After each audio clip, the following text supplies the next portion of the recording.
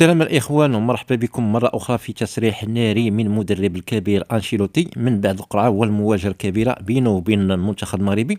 التفاصيل زوينة وشيقة، تبعوا معايا الفيديو حتى الأخير وما تنسوش واحد جيم وتفعلوا الجرس باش دائما توصلوا بكل جديد.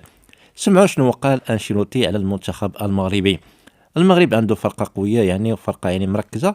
انشيلوتي كيحضر من المنتخب المغربي من بعد القرعه ديال كاس العالم 2026. قرعه كاس العالم 2026 ما داش بلا ما تثير انتباه عند المدربين الكبار وعلى راسهم كارلو انشيلوتي اللي قرصو غادي يواجه المنتخب المغربي مباشره من بعد ما جات القرعه في مجموعه ناريه فيها البرازيل والمغرب واسكتلندا وهايتي.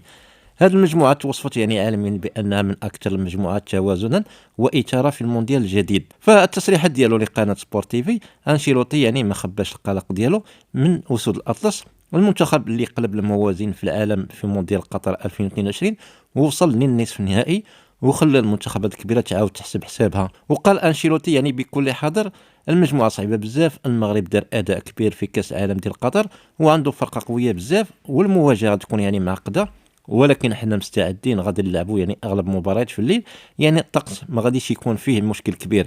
تصريحات انشيلوتي زادت الحماس وخلت الناس ينتظروا المباريات بشغف، خصوصا مع المشاركه العربيه القياسيه في نسخه 2026 اللي غادي تكون لاول مره فيها 48 منتخب، 5 منهم من المنطقه العربيه: مصر، المغرب، تونس والجزائر والاردن وقطر.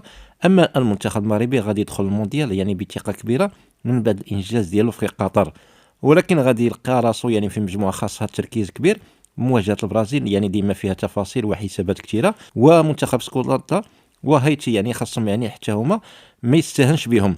ومع ذلك الجمهور المغربي باقي يتايق في الاسود وقدرتهم باش يعاودوا يكتبوا التاريخ بفضل الطموح ديال اللاعبين والخبره ديال المجموعه اللي ولفت تخلق المفاجات ودير الفارق في الاوقات الصعيبه.